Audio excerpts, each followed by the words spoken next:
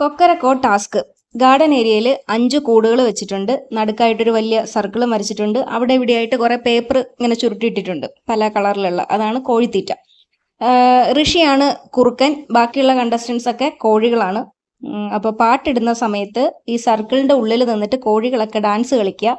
പാട്ട് അവസാനിക്കുന്ന സമയത്ത് സർക്കിളിന്റെ പുറത്തിറങ്ങിയിട്ട് ഈ തീറ്റകൾ കളക്ട് ചെയ്ത് വേഗം കൂട്ടിൽ കയറുക.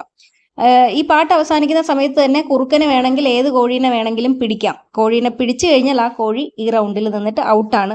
അതിനു മുമ്പ് ഈ ഓരോ റൗണ്ടും തുടങ്ങുന്നതിന് മുമ്പ് ഓരോ കൂടുകളായിട്ട് കുറുക്കന് ക്രോസ് ചെയ്യാം. അതായത് ഒരു ടേപ്പ് ഉപയോഗിച്ചിട്ട് ഒരു കൂടിന്റെ മേളിൽ ഇങ്ങനെ ക്രോസ് മാർക്ക് ഇടുക. ആ കൂട്ടിൽ കയറാൻ പാടില്ല. അങ്ങനെ 5 കൂടുണ്ടെങ്കിൽ ഓരോ റൗണ്ടിൽ ഓരോ കൂടുകളായിട്ട് ഇങ്ങനെ കുറച്ച് കുറച്ച് കൊണ്ടുവരിക. കസേര കളി മാതിരി തന്നെ. അങ്ങനെ ആദ്യം ടാസ്ക് തുടങ്ങുകയാണ്. ആദ്യം പാട്ട് കേൾക്കുന്നു, എല്ലാവരും ഡാൻസ് കളിക്കുന്നു.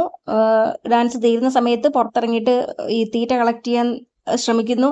ആദ്യത്തെ റൗണ്ടിൽ തന്നെ ജാസ്മിനാണ് ഔട്ടാവുന്നത്. ജാസ്മിനെയാണ് ഈ കുറുക്കനായിട്ടുള്ള ഋഷി പോയിട്ട് പിടിക്കുന്നത്. അങ്ങനെ ജാസ്മിൻ ഔട്ടാവുന്നു. അപ്പോഴാണ് കുറെ പേര് കൂട്ടിൽ കയറിയതിന് ശേഷം പിന്നെ തിരിച്ചു വന്നിട്ട് ഈ തീറ്റ എടുക്കാനായിട്ട് ശ്രമിക്കുന്നത്. അപ്പൊ ബിഗ് ബോസ് വിളിച്ചു പറയുന്നു, കൂട്ടിൽ കയറിയതിന് ശേഷം പിന്നെ തിരിച്ചിറങ്ങാൻ പാടില്ല. കയറുന്നതിന് മുമ്പ് ആവശ്യത്തിന് തീറ്റ കളക്ട് ചെയ്തിട്ട് വേണം അകത്ത് കയറാനെന്ന്. അതേപോലെ പാട്ടിടുന്ന സമയത്ത് എല്ലാവരും ഡാൻസ് കളിക്കണമെന്ന് ബിഗ് ബോസ് വിളിച്ചു പറയാണ്. അഭിഷേക് ആദ്യത്തെ റൗണ്ടിൽ ഡാൻസ് ഒന്നും കളിച്ചിട്ടില്ല. അപ്പൊ അഭിഷേകിന്റെ അടുത്ത് പ്രത്യേകം പറയാണ് അഭിഷേക് ഡാൻസ് കളിക്കണം എന്ന്. അങ്ങനെ രണ്ടാമത്തെ റൗണ്ട് തുടങ്ങുന്നു. ഋഷി വന്നിട്ട് അടുത്ത കൂട് വന്നിട്ട് ക്രോസ് മാർക്ക് ഇടുന്നു. ആ റൗണ്ടിൽ നോറയാണ് ഔട്ടാവുന്നത്. അങ്ങനെ മൂന്നാമത്തെ റൗണ്ട് വരുന്നു. അടുത്ത കൂട് ജിൻഡോ തന്നിട്ടുള്ള കൂട് ബ്ലോക്ക് ചെയ്യുന്നു. ആ റൗണ്ടിൽ സിജോ ഔട്ടാവുന്നു. അതാണ് പ്രൊമോയിൽ കണ്ടത്. സിജോ അലച്ചുതല്ലി വീഴുന്നു, ഋഷി അതിന്റെ പുറത്തൂടെ വീഴുന്നു. അങ്ങനെ ഋഷി കുറുക്കൻ സിജോ കോഴീനെ പിടിച്ച് സിജോ കോഴി ഔട്ടാവുന്നു. അടുത്ത റൗണ്ട് തുടങ്ങുന്നതിന് മുമ്പ് ക്രോസ് മാർക്ക് ഒട്ടിക്കാനായിട്ട് ഋഷി മറന്നുപോയി.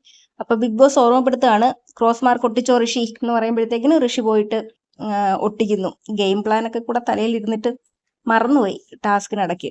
അങ്ങനെ അടുത്ത റൗണ്ട് തുടങ്ങുന്നു. പാട്ടിടുന്നു, ഡാൻസ് കളിക്കുന്നു. പാട്ട് നിർത്തുമ്പോഴത്തേക്കിനും ഒരു കൂടിയില്ലല്ലോ. അങ്ങനെ അഭിഷേകിനെയാണ് ഇത്തവണ കുറുക്കൻ പിടിച്ചിട്ടുള്ളത്. അഭിഷേക് ആ റൗണ്ടിൽ ഔട്ടാവുന്നു.